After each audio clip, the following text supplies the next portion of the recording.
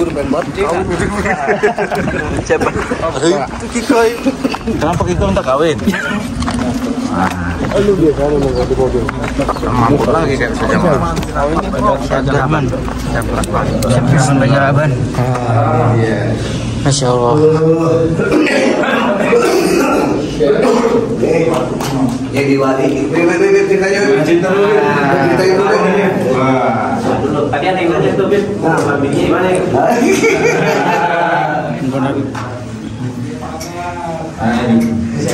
Cerita dulu dah kalau balik Baik bisa sekarang.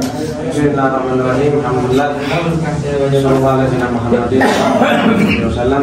Sekarang kita ada di makam Syekh Wali bin Auliyaullah Al-Surin, Wali Mastur. Dan satu wali yang tidak terkenal pertama Syekh Abdul Rahman. Tapi sekarang terkenal, Pak. Dulu. Beliau ini hidup antara zaman Fakih Mumudang sampai Syekh Abdul Rahman Segar. Pas jadi kira-kira tahun 700-an lah, 600-an sampai ke 700-an. Karena Syekh Abdul Rahman Segar itu sering bolak-balik ke sini. Beliau Habib Abdul Haddad itu sering ziarah ke sini. Karena sebagian orang mengatakan saya melihat kubah Syekh Abdul Rahman Segar alaihanur telah ila sama. Ada cahaya yang menjulang langit. Basiro hati-hati itu melihat seperti itu. Syekh Abdul Rahman Segar ini hidup sederhana, seorang petani ya, yang keseharian makannya itu ya hasil dari pertanian beliau, entah nasi, gandum dan sebagainya. Dan juga beliau orangnya sering berhutang sama orang untuk memenuhi kebutuhan sehari-hari ya. Wali juga utang juga sebenarnya. Kata utang itu untuk kemaslahatan, bukan beli mobil. Tapi kira kalau utangnya banyak banget. Atau utang beli iPhone 15 gitu. Kalau beliau ini enggak, jadi nanti hasil panen. Utang zaman dulu bukan utang duit ya, mungkin utang beras, utang gandum, nanti dibayar pakai hasil panen. Nah, satu waktu di satu tahun beliau melihat pertanian beliau ini, sawahnya ini kena hama lah ibarat kata, yang menyebabkan hasil tidak akan maksimal, sehingga besar kemungkinan hasil panen tidak bisa menutup hutang yang ada. Sumpah lah beliau. Amal ya. Berdoa di malam hari karena besok udah waktunya pembayaran. Bingung nih, Tagihan datang nih. Bil. Malam beliau tahajud, berdoa kepada Allah Ta'ala, lalu mendengar hatib, suara langit ya, suara yang tidak kelihatan orangnya. Pakai telepon itu bahasa Arabnya hatib dibilang, karena ada suara tapi orangnya nggak ada. La tahtam ya bacaan Tuhan, nggak usah sumpah, nggak usah khawatir. Nanti besok ketika kamu mau membayar hutang, menakar kan pakai timbangan tuh, pakai timbangan takaran gitu lah. Nanti akan datang burung warna hijau yang akan hinggap di salah satu timbangan, anak timbangan tadi. Ketika ada burung itu jangan diusir. Insya Allah keberkahan akan menyelimuti hasil panenmu. Bisyarah bahwasanya hutang akan terbayar. Farahan gitu, saya pernah mendengar. Kita sumpah jadi senang. Besok pagi waktunya pembayaran, orang ngantri semuanya pengen duluan karena tahu nih utang nggak bakal terbayar di bagian belakang nih. Antrian belakang nggak bakal bayar, makanya pada hutang semua.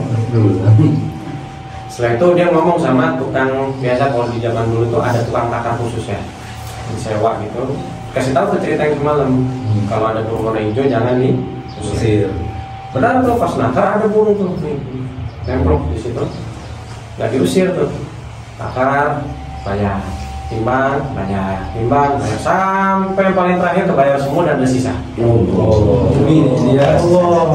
Itu contoh satu kewajiban daripada Syekh Abdul Rahman Segar. Cerita kedua, suatu ketika beliau sudah merasakan kesumpahan dunia, beliau pengen kholwah, pengen beribadah di gunung atau di lembah-lembah. Setelah itu sampailah beliau ke satu lembah, nggak tahu di mana posisinya. Di tempat tersebut beliau bertemu dengan dua orang yang sedang ibadah di situ juga, jadi total bertiga. Nah, sistemnya mereka kalau makan itu salah satu dari mereka nanti datang ke satu tempat, ada pohon gitu, Jadi buat kayak sutrohnya musolli gitu apa, sebagai batasnya orang sholat gitu. Sholat di situ, sholat hajat 2 rakaat, berdoa, minta makan, turun makanan dari langit, buah-buahan, sepiring. Orang pertama ritual seperti itu, turun makanan 1 piring buah-buahan, makan bareng. Orang kedua waktu datang makan lagi, ya, begitu juga. Nah tinggal orang ketiga nih, siapa? Beliau.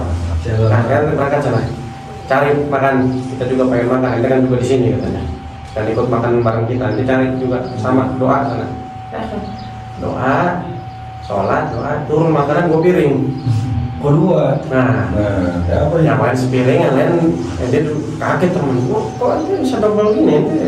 Tawasul sama siapa? Tak dulu. Kalau janjian dulu. Kalau ente orang ngasih tahu tawasul sama siapa, anak kasih tahu nanti. Atau kebalikan, anak kasih tahu tapi syaratnya ente harus kasih tahu juga. Ya udah ente dulu apa? Kalau anak katanya beliau, anak bertawasul kepada Allah Taala sebagaimana orang yang dijadikan bahan tawasul oleh mereka berdua.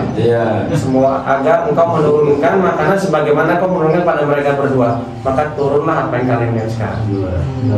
Jadi tawasulnya tuh mualaf gitu, digantungin sama tawasul mereka. Ya udah kalian berdua sebutin siapa walinya. Karena kita orang tawasul sama wali masuk nama Abdurrahman Bajal Habah. Dirinya. Belum kaget. Takut zaman sekarang itu anak. Beliau diam. Setelah beliau tahu hal seperti ini, beliau akhirnya kembali ke kehidupan seperti semula, yaitu menjadi seorang petani. Ini cerita yang ada di dalam kitab Jauharus Syafaf, satu-satunya kitab yang membahas manaqib beliau. Mu'alifnya itu sejaman dengan Syekh Umar Mukhlaf. Adapun cerita yang kita dapat tambahan dari beberapa masyayikh lain, sebab beliau menjadi wali adalah kesabaran beliau terhadap pasangan hidupnya.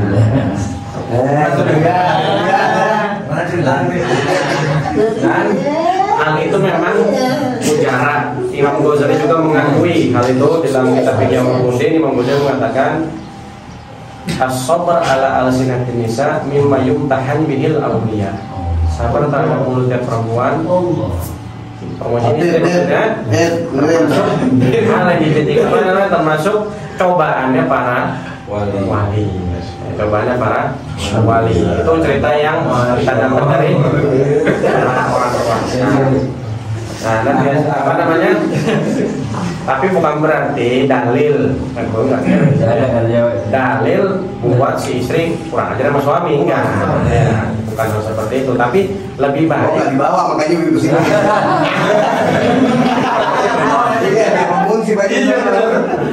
Lebih baik kan masuk surga bareng-bareng ya, sama-sama wali ibadah masuk surga bareng ya kan, daripada sakit hati kan. Ya, kalau kata Allah Baharun guru kita orang bertahan karena cinta, bukan bertahan karena sabar.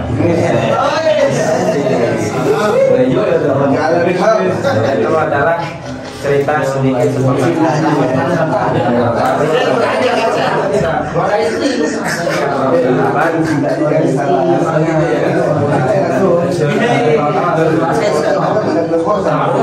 cerita singkat daripada Syahra yang terkenal. Biasanya yang doanya lama, Saya pertama. La ilaha illallah.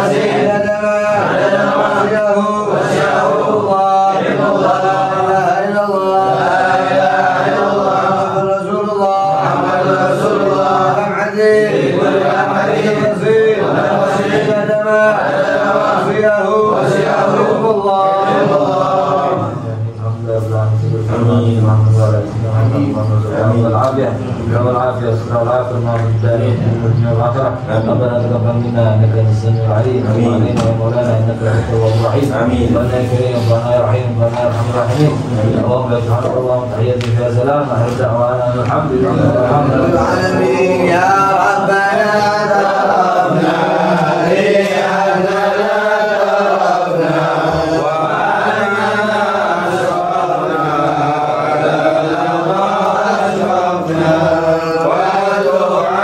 ليلة